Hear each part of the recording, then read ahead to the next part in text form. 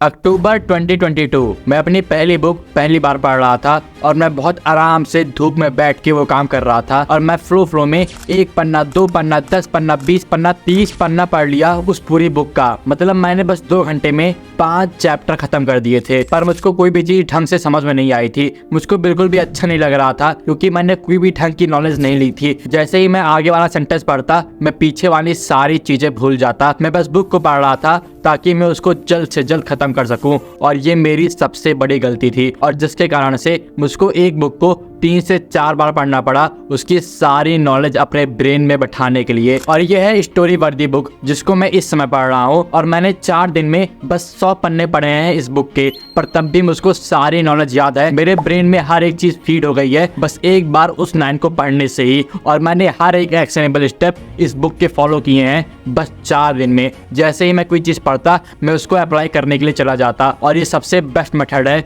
Book को read करने का। और मैं अभी आपको बताने जा रहा हूँ कि आप कैसे ढंग से बुक को पढ़ सकते हो जिसके कारण से आपकी नॉलेज इंप्रूव होगी, ना कि बस इंस्टाग्राम में फोटो खींचने के लिए कि देखो मैंने इतनी बुक पढ़ी है। और मुझको ऐसा लगता है कि चाहे आप जो काम कर लो, कोई बहुत बड़ा पॉडकास्ट देख लो, किसी का भी कोई भी एजुकेशन कंटेंट देख लो, पर जो नॉलेज आपको बुक से मिलती है वो नॉलेज आपको कहीं भी नहीं मिलेगी। और ये बुक ऐसा ब्रिज है जो आपको जेफरी से सुपर जेफरी बना सकता है, आपको और ज्यादा प्रोडक्टिव काम करने के लिए मोटिवेट कर सकता है। और ये सबसे बेस्ट चीज है पूरे सेल्फ इंप्रूवमेंट की। तो स्टेप 1 है प्रिपेयरिंग फॉर रीडिंग। तो जब मैंने पहली बार यूट्यूब पर बुक रीडिंग के बारे में सुना तो फिर मुझको 2 महीने लगे एक बुक को मंगाने के लिए, क्योंकि मुझको ऐसा लग रहा था कि ये बुक वैसे ही बोरिंग होगी जैसे कोई स्कूल बुक होती है। और ये मेरा सबसे बड़ा लिमिटिंग बिलीफ था, जबकि ऐसा बिल्कुल भी नहीं होता है। जो हम लोग की सेल्फ इंप्रूवमेंट बुक होती है वो बहुत ज़्यादा इंटरटेनिंग होती है, उसमें बहुत सारी अच्छी स्टोरीज होती हैं और बहुत सारी नॉलेज होती है,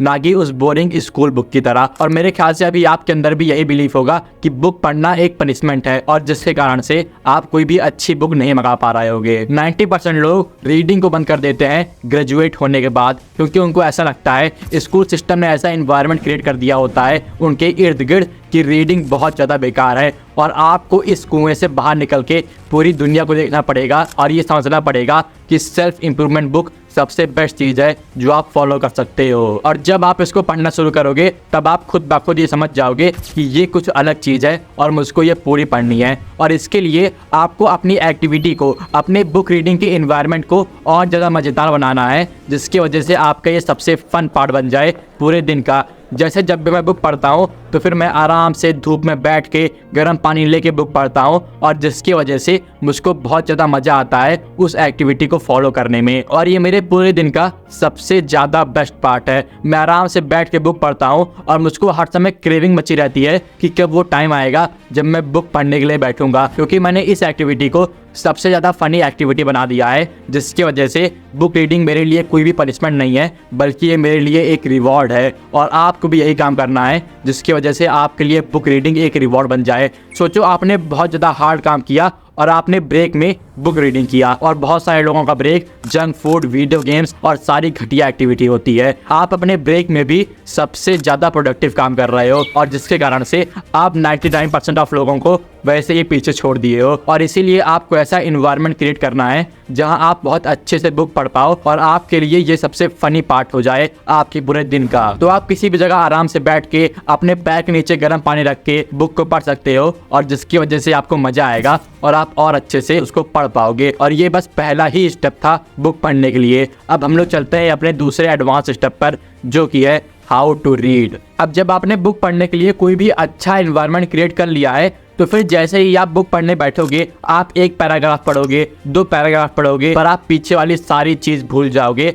जैसा मेरे साथ शुरुआत में हो रहा था। क्योंकि इन डिवाइसेस ने हम लोग के अटेंशन स्पैन की मार ली है और जिसकी वजह से हम लोग किसी भी एक चीज पर ढंग से फोकस नहीं कर सकते हैं। जैसे ही हम लोग 1 लाइन पढ़ते हैं, 2 लाइन पढ़ते हैं, तीसरी लाइन में हम लोग का ब्रेन कहीं और भटकना शुरू हो जाता है, कोई और मेमोरी हम लोग के ब्रेन में आ जाती है और हम लोग ढंग से बुक को नहीं पढ़ पाते हैं और जिसके कारण से हम लोग बस बुक को ख़त्म करने के लिए उसको पढ़ लेते हैं, पर कोई भी अच्छी नॉलेज हम लोग के ब्रेन में नहीं आती है। और इसके लिए आपको अपने अटेंशन स्पैन को बढ़ाना पड़ेगा। और अटेंशन स्पैन को बढ़ाने के लिए मैंने बहुत सारी वीडियो में बात की है पर मैं फिर से बता दे रहा हूँ कि आपको बुक रीडिंग करनी है और बुक रीडिंग करते समय जैसे ही आपका ब्रेन भटकेगा, वो कहीं और जाएगा, आपको अपना फोकस वापस से उस बुक पे लाना है, उस सेंटेंस पे लाना है, जिसकी वजह से आप अपने ब्रेन को एक्सरसाइज करवाओगे, अपने ब्रेन को ट्रेन करोगे। और इसी के साथ साथ आप मेडिटेशन भी कर सकते हो अपनी ब्रेथ पे फोकस करते हुए, और जैसे ही आपका माइंड भटकेगा आप वापस से अपना फोकस अपनी ब्रेथ पे लाओगे, और जिसके कारण से आप अपने अटेंशन स्पैन को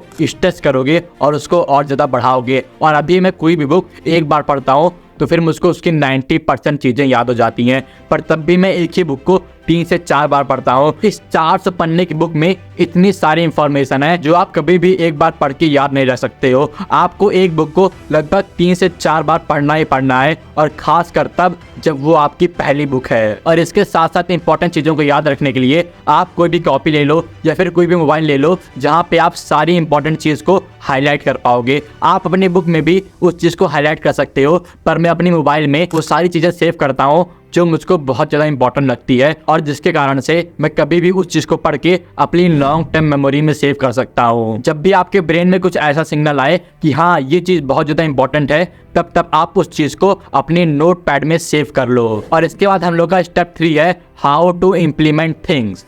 मैं इतनी जल्दी बहुत सारी चीज़ों में बहुत ज़्यादा प्रोग्रेस तभी बना पाता हूँ जब मैं सारी चीज़ों को 24 घंटे के अंदर अप्लाई करता हूँ। मैं जितनी भी चीज़ सीखता हूँ दिन भर में, उसको मैं 24 घंटे के अंदर अप्लाई करने की सोचता हूँ। अभी जैसे मैं ये वीडियो बहुत ज़्यादा काम तरीके से बना रहा हूँ, और ये चीज़ मुझको पता चली थी इस स्टोरी वर्दी बुक से, और यही चीज़ मैं अप्लाई कर रहा हूँ और इसमें और ज़्यादा इंप्रूव कर रहा हूँ। और यही चीज़ आपको भी करनी है कि जब भी आपको ऐसा लगे कि हाँ ये एक एक्शनेबल स्टेप है जो इस बुक ने मुझको दिया है, तो फिर आपको उसको 24 घंटे के अंदर अपनी लाइफ में अप्लाई करना है, उस चीज़ को अपनी लाइफ में ट्राई करना है, वो चाहे जितना ही हार्ड हो। जो छोटे छोटे एक्शनेबल स्टेप हैं उनके लिए आपको नोटपैड में एक अलग कॉलम बनाना है जहाँ पे आप स्मॉल एक्शनेबल स्टेप को लिखोगे और उस चीज़ को 24 घंटे के अंदर पूरा करने की कोशिश करोगे। जब भी आप 2 चैप्टर पढ़ो उसके बाद सोचो कि कौन कौन से एक्शनेबल स्टेप मैं अभी फॉलो कर सकता हूँ, और उसको एक नोटपैड पे लिखो और उसको 24 घंटे के अंदर पूरा करने की कोशिश करो। और बहुत सारी वैल्यूएबल इंफॉर्मेशन भी